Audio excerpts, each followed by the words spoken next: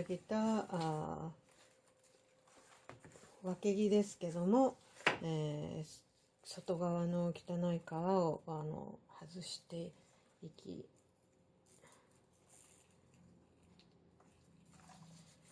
剥くような感じでこの外側の皮を剥きまして、ここで、根元のところを少し切ります。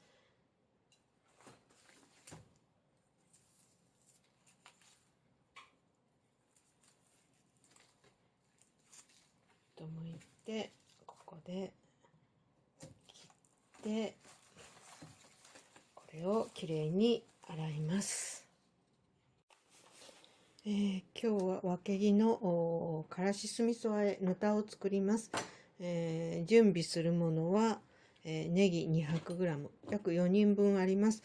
そして、最初に、白味噌 80g、 それからお砂糖、今日は天才をちょっとありましたね。天才使いますけども、砂糖大さじ1ですね。それから酒が大さじ2杯、そして鰹節で取った出汁が大さじ3杯あります。で、小鍋を1つ準備して、酢が大さじ2杯で、練りからしが小さじ1杯ほど用意しました。そして、お鍋にお湯を沸かしてわけぎをさっと茹でますので、大鍋でお湯を沸かしながら、まず先に練り味噌を作ります。からし酢味噌ですので、最後に、酢と練りからしは入れます。先に味噌、砂糖、お酒、だしで、だしを小鍋で、まったりと練っていきます。小さい小鍋に、だしが大さじ3杯分ですね。そしてお酒が大さじ2杯で、この中にお砂糖大さじ1杯入れます。で、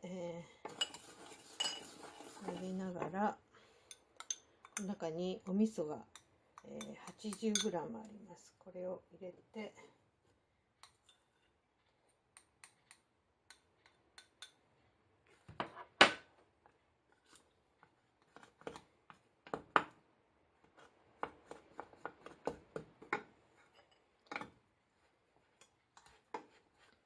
火にかけます。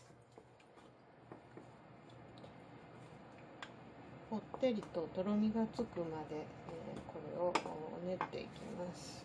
火にかけていきます。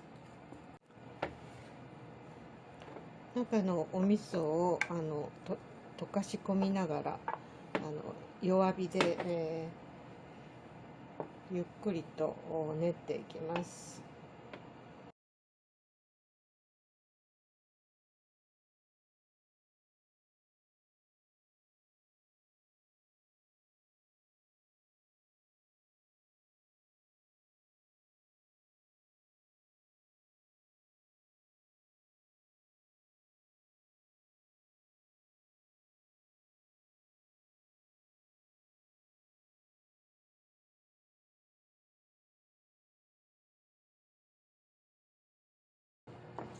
ちょっとぽってりしてきましたね。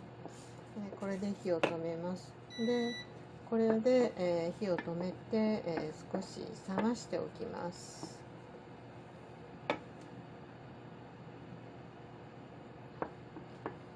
ちょっとこうすくってポトッと落ちる程度の柔らかさにしてます。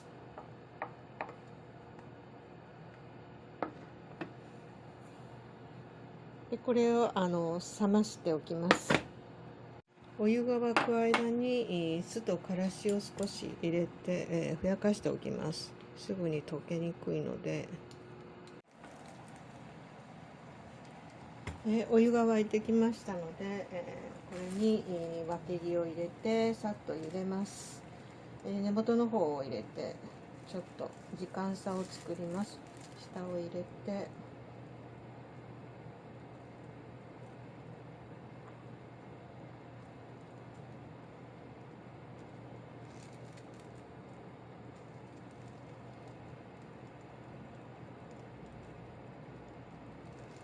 ちょっと今日は玉が大きいので、ちょっと時間を30秒ほど先に入れて茹でて、その後に、上を入れます。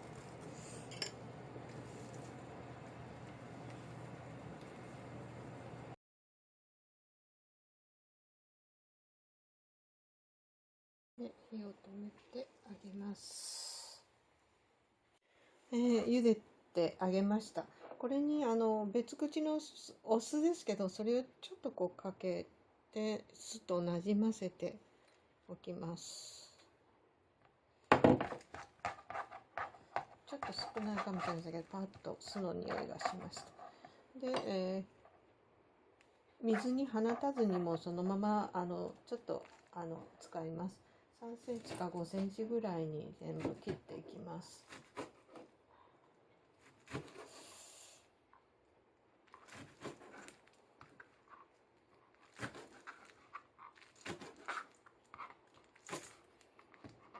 先ほど作りました練り味噌ですね。練り味噌の中に、酢と練り味噌の中に、ふやかしておった酢とからしを入れて混ぜます。茹でたわけぎを器に移して、先ほど作った